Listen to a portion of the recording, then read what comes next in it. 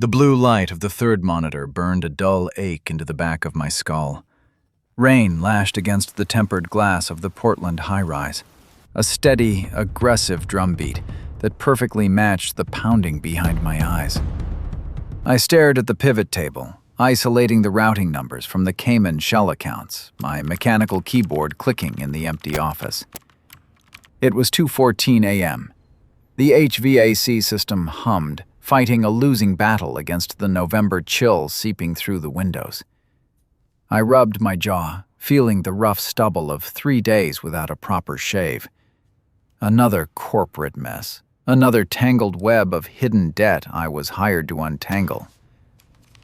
I was 29, but my bones felt 50, worn down by a career spent digging through the financial wreckage of reckless executives. "You're still here." The voice came from the doorway, sharp but frayed at the edges. I didn't flinch. I just hit Ctrl+S to lock the spreadsheet and turned my chair. Madeline Gardner stood in the threshold, her usually pristine beige trench coat damp at the shoulders. She was 38, the managing partner of Gardner and Associates, and the woman who signed my paychecks. Tonight, though, the terrifyingly composed boss who could make junior partners weep with a single raised eyebrow looked entirely hollowed out. She held a manila folder so tightly her knuckles were white. The silence stretched, filled only by the rain, before she dropped the folder onto my desk. It landed with a heavy, wet slap. That wasn't just another late-night assignment. That was the sound of the floor falling out. I opened the folder. The header of the document was stamped with the logo of Vanguard Capital, followed by a bold, red, "Notice of Default. Marcus Dunn." I recognized the signature at the bottom. Dunn was a corporate vulture, a creditor who specialized in choking out mid-sized firms by calling in leveraged loans on technicalities. I scanned the first paragraph, the legal jargon translating instantly in my head. "He's claiming a breach of covenant on the Q3 margins," I said, my voice coming out raspy. "He wants the $15 million by next Friday, or he triggers the asset seizure." I looked up at her. She wasn't looking at me. She was staring at the blinking cursor on my screen. "He's freezing the operating accounts at midnight," Madeline whispered, the tremor in her voice so slight I almost missed it. "By tomorrow morning, I won't be able to make payroll. I won't be able to keep the lights on." She finally met my gaze. The exhaustion in her expression mirrored my own, but hers was laced with absolute panic. "I built this firm from nothing, Jackson, and Marcus is going to dismantle it by next week." I didn't offer a sympathetic speech. Pity didn't unfreeze bank accounts. I pulled a legal pad toward me and uncapped my pen. "Sit down, Madeline." She blinked, surprised by the instruction, but she sank into the leather guest chair. I turned back to the monitors, pulling up the firm's master ledger. "He needs a verified discrepancy of at least 4% in our liquidity ratio to legally freeze the primary account," I muttered, my fingers flying over the keys. "Dunn is aggressive, but he's sloppy. If he triggered this at midnight, he's relying on the automated quarterly report, not a granular audit." I looked at her. "We have until Monday morning before the bank officially processes the freeze for public record. I need your master access token to the encrypted servers." She handed me the security fob without hesitation. That was the thing about Madeline. She trusted competence. "I'm supposed to be at the Seattle conference tomorrow," she said, twisting the silver ring on her right hand, a nervous habit she thought no one noticed. "If I don't show up, the rumors start. If the rumors start, the clients flee before Dunn even gets his hands on the assets." "Then we go to Seattle," I said, printing the initial ledger dump. "We take the files. We audit the Q3 margins from the hotel, build the counter-evidence, and file the injunction with the bank by Monday morning." I stood up, grabbing my coat from the back of the chair. "Go home. Pack a bag. I'll pick you up at 6. She didn't move immediately. She just watched me slide my laptop into my satchel. Jackson, there's 100,000 lines of transactional data. You can't audit that in a weekend. I can, I said, keeping my tone flat, steady. If you let me do my job, you'll have your firm on Monday. The drive up I-5 was a miserable crawl through gray slush and blinding rain. The weather front had stalled over the Pacific Northwest, turning the highway into a parking lot. Madeline sat in the passenger seat of my Jeep, her laptop open, frantically replying to emails. She hadn't slept. Her posture was rigid, her shoulders practically touching her ears. I kept the heater on low and my focus on the brake lights ahead. By the time we reached the Seattle hotel, it was past 4 in the afternoon. The lobby was a chaotic swarm of stranded travelers and conference attendees. I left Madeline guarding our bags and approached the front desk. "Reservation for Gardner," I said, sliding my ID across the marble counter. The clerk typed for a moment, then grimaced. "Ah, Mr. Hart, I apologize. Due to the storm, half the flights out of SeaTac were canceled. We had a system glitch with the corporate block bookings. We only have one room available under the Gardner & Associates account." "We booked a 2-bedroom executive suite," I corrected, pulling up the confirmation on my phone. "I understand, but the suite is occupied. The only thing left in the entire building is a standard king room. It's either that, or we cancel the reservation entirely.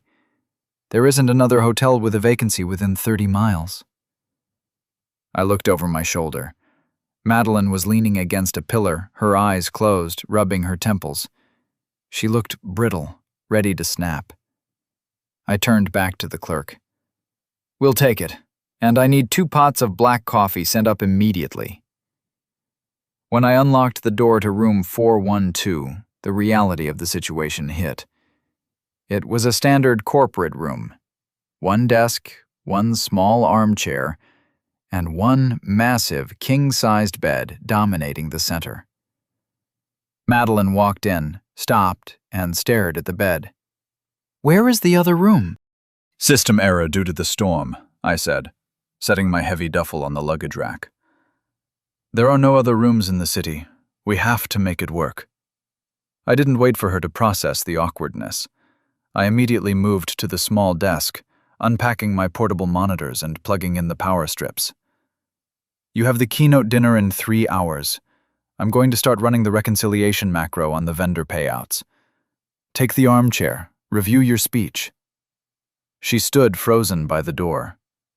"I should call Marcus. I should try to negotiate a settlement before he goes public." "No." I stopped plugging in cables and looked at her. "If you call him now, you show him you're bleeding. You negotiate when you have leverage. Right now, you have nothing." "I'm the managing partner, Jackson. Don't manage me." Her voice cracked, a sudden flare of defensive anger. She wasn't mad at me. She was terrified of losing control. "I'm not managing you," I said, keeping my voice low and even. "I'm protecting you. Sit down, Madeline. Let me do what you pay me to do." She stared at me, her chest rising and falling rapidly. I didn't back down. I just held her gaze until the fight drained out of her. She let out a shaky exhale, dropped her bag, and walked to the armchair. "Fine," she whispered. For the next 6 hours, the room was a silent battlefield. I lived in the spreadsheets. I found the trap Marcus Dunn had set. It wasn't a standard margin failure.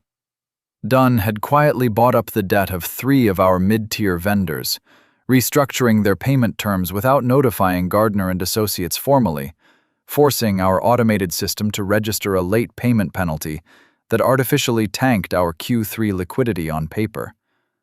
It was brilliant, and it was entirely illegal under the original loan covenants. "Got you," I muttered. "What?" Madeline asked from the armchair. She had returned from her keynote an hour ago, having successfully faked her way through a room full of sharks. Now she was curled into the chair, Her heels kicked off, looking utterly drained. "He bought the vendor debt," I said, turning the monitor so she could see the highlighted rows.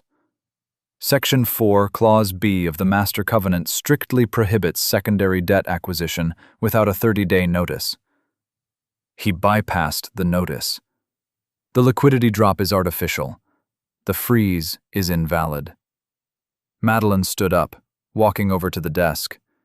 She leaned in close to read the screen.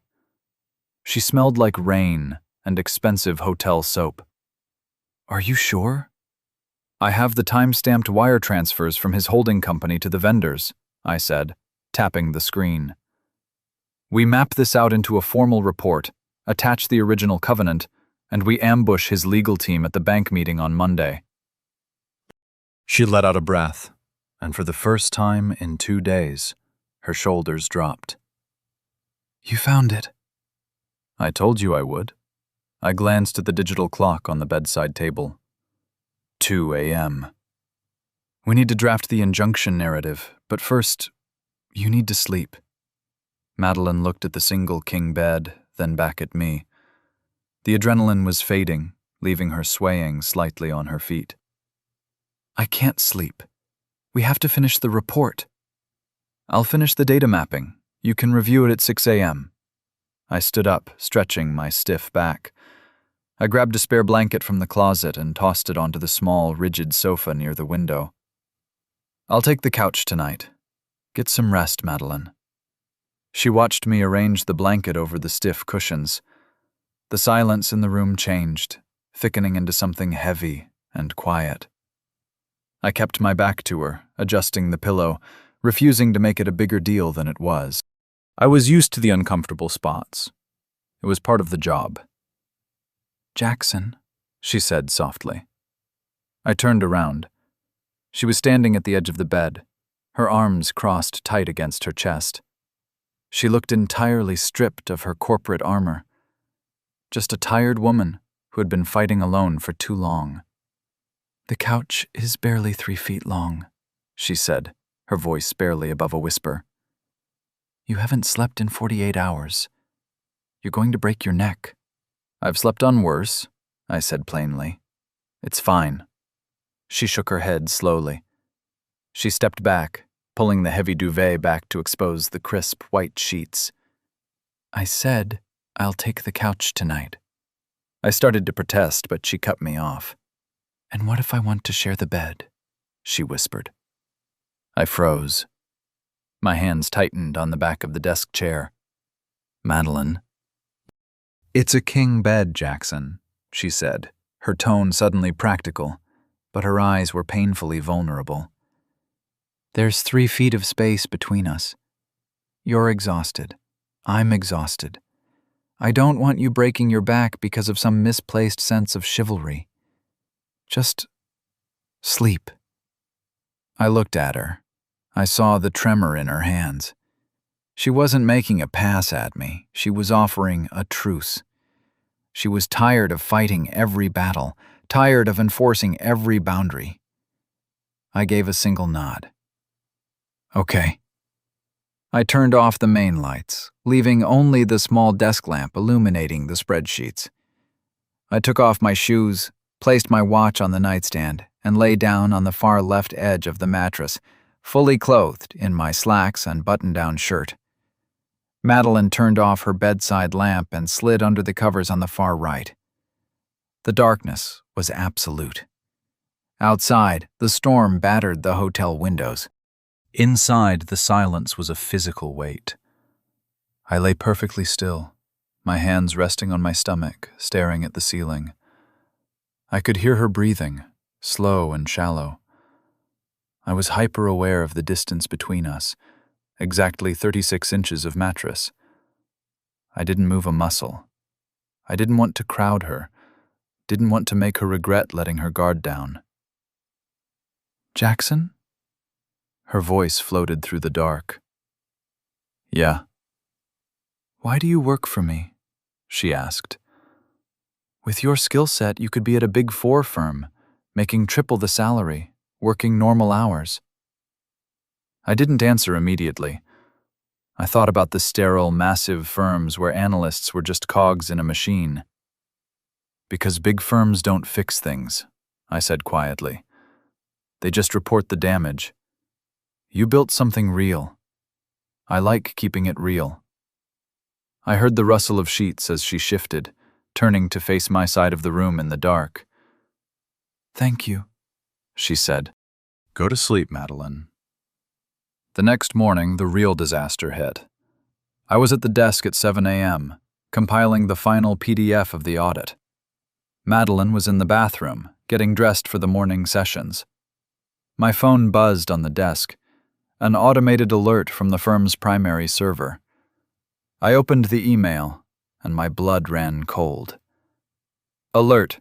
Master account 004-B has been restricted. Status: frozen, by order of Marcus Dunn Holdings, effective immediately. Madeline stepped out of the bathroom, adjusting the collar of her blouse. She saw my face and stopped. What is it? Dunn didn't wait until Monday, I said, my voice tight. He bypassed the standard banking delay. He triggered an emergency injunction at 6 a.m. The accounts are completely frozen. Right now. The color drained from her face. She walked to the window, staring out at the gray Seattle skyline. It's over. The payroll autodraft hits at noon. When it bounces, the entire staff will know. The clients will know by Monday. It's not over, I said, standing up. I grabbed my laptop. The emergency injunction requires a manual sign-off by a bank officer. Dunn used a loophole, which means we can use one. We have the proof of his covenant breach. Jackson, the bank is in Portland, she said, her voice rising in panic. The roads are closed from the ice storm.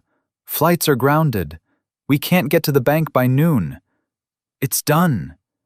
He won. She sank onto the edge of the bed, putting her face in her hands. The fight was completely gone. I watched her crumble, the woman who had built an empire, reduced to tears by a corrupt spreadsheet. I felt a tightening in my chest, a fierce, absolute refusal to let her lose. Madeline, look at me. I walked over and knelt in front of her, forcing her to meet my eyes. I am not going to let him take your firm. Get your coat. Where are we going? We're going to use the one thing Dunn doesn't have, I said, grabbing the keys to the Jeep. A hard copy. We drove to the nearest FedEx print center that was still open in the storm. I printed 80 pages of forensic data, binding it into a solid, heavy file. I didn't try to drive back to Portland. The highway was a sheet of black ice. Instead, I drove to the local Seattle branch of the regional bank that held her accounts. We walked into the lobby at 10:30 a.m. It was nearly empty due to the weather. I bypassed the tellers and walked directly to the branch manager's glass office. "Sir, you can't go in there," a security guard called out, but I pushed the door open anyway. The manager, a balding man in a tight suit, looking up from his desk, startled. "Excuse me?" "My name is Jackson Hart, lead forensic auditor for Gardner & Associates," I said, placing the massive bound file onto his desk with a heavy thud. "This is Madeline Gardner, the managing partner. Account 004-B was frozen this morning under an emergency injunction by Marcus Dunn Holdings. That injunction is based on fraudulent data. I have the wire transfer receipts proving secondary debt acquisition in violation of the Master Covenant." The manager blinked. "Sir, emergency injunctions are handled by the corporate office in Portland. I can't process an unfreeze at a local branch without a verified legal order." "Yes, you can," Madeline stepped forward. Her voice wasn't shaking anymore. She was looking at the file on the desk, then at me. I had handed her the weapon. Now she was using it. Under Banking Regulation 14-C, a branch manager can issue a temporary 48-hour stay on an asset freeze if presented with physical evidence of fraudulent filing. You scan that document into the intrabank system, tag the Portland compliance officer, and issue the stay. Now. The manager looked at the sheer volume of data, then at the absolute authority radiating from Madeline. I will need to call the compliance office. Call them, I said, pulling out a chair for Madeline. We'll wait.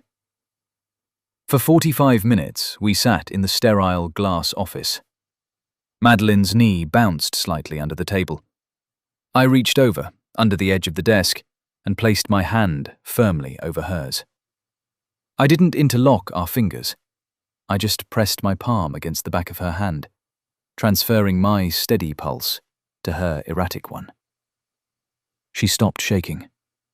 She let out a slow, quiet breath and leaned her shoulder slightly toward mine. It was the principle of the stabilizer. The world was spinning, and I was holding her to the floor. At 11:42 a.m., the manager hung up the phone. He looked pale. The compliance office has reviewed the wire transfers. They are issuing a 48-hour stay on the freeze, pending a formal hearing on Monday. Your accounts are temporarily active. Madeline closed her eyes. Thank you. We walked out of the bank and into the freezing Seattle air. The storm had broken, leaving the streets washed clean and bitterly cold. Madeline stopped by the Jeep, turning to face me. You didn't just find the error, she said, her breath pluming in the cold air. You forced the issue. You didn't even hesitate. He was trying to drown you, I said simply. I don't let my people drown. Monday morning, the corporate boardroom of the Portland Bank. Marcus Dunn sat across the long mahogany table, looking smug in a tailored navy suit. His legal team flanked him, arranging pristine folders. I sat next to Madeline. I wore a charcoal suit, my posture relaxed, my laptop closed in front of me. I didn't need to look at the numbers anymore. I knew them by heart. The bank's chief compliance officer, a stern woman named Harris, cleared her throat. Mr. Dunn, you initiated a freeze based on a liquidity failure. Miss Gardner has filed a counterclaim of covenant breach. Proceed. Dunn smiled thinly. The data is clear, Ms. Harris. Gardner and Associates failed to meet the required margin. The firm is insolvent. We are executing our right to seize. Madeline didn't look at her lawyers. She didn't look at Dunn.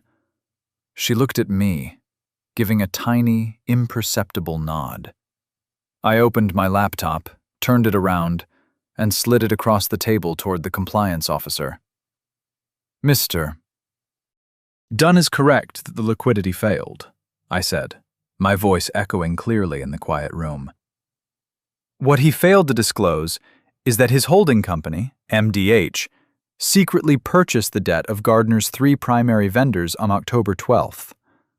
On October 15th, he altered the payment routing numbers without providing the required 30-day notice, causing our automated system to bounce the payments, creating artificial late penalties.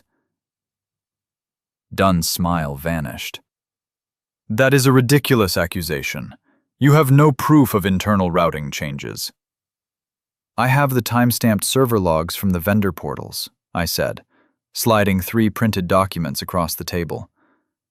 I have the IP address logs showing the routing changes were made from a terminal inside your own corporate office.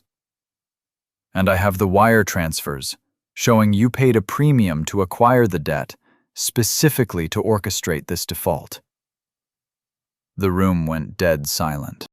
The compliance officer picked up the documents, her eyes scanning the highlighted lines. She looked up at Dunn. Mr. Dunn, is this accurate? Dunn's jaw tightened. He looked at his lawyers, who suddenly seemed very interested in their shoes. Under Section 4, Clause B, Madeline said, her voice ringing with absolute authority, your interference voids the loan covenant. The The debt is no longer callable. In fact, due to the documented attempt at financial sabotage, my firm will be filing a tortious interference lawsuit by end of day, unless the original loan is restructured at a flat 3% interest rate, with all penalty clauses removed. She didn't just survive. She went for the throat. I sat back in my chair, watching her command the room. She was magnificent. Dunn stood up, his face flushed with anger. "This isn't over, Madeline." "It is," she said coldly. "Get out of my building." An hour later, we were back in her corner office. The rain had stopped, and pale afternoon sunlight filtered through the blinds. Madeline was standing by her desk, holding the signed restructuring agreement. She looked down at the paper, then up at me. "You saved my life," she said. "I just did the math," I replied, leaning against the doorframe. "You're the one who pulled the trigger in there." She walked toward me, closing the distance until she was standing inches away. The professional distance, the boss-employee boundary, was gone. There was only the quiet reality of what we had survived together. "I don't want you to take the couch anymore," she said softly. I looked down at her. I saw the exhaustion, the brilliance, the incredible resilience of her spirit. I didn't feel the urge to conquer her. I felt the overwhelming relief of finally having someone worth standing beside. I reached out, my hands finding her shoulders, grounding her.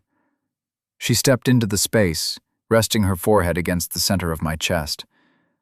I let out a shaky exhale, dropping my chin to rest on the top of her head. It was the principle of the arrival. The chaotic noise of the world, the spreadsheets, the threats, the endless fixing of broken things. It all stopped. The silence settled over us like a shield. I wasn't alone in the void anymore. I tilted her chin up. I didn't rush. I leaned down and kissed her. It wasn't frantic or hungry. It was absolute. It felt like locking a deadbolt on a heavy door. It felt like a promise sealed without a single word. It felt like coming home. Closing thoughts. I learned that true strength isn't about fighting every battle alone. It's about trusting someone enough to let them carry the weight when your hands are tired. Real partnership doesn't diminish your power. It protects it. Please like and subscribe so we can share more stories like this.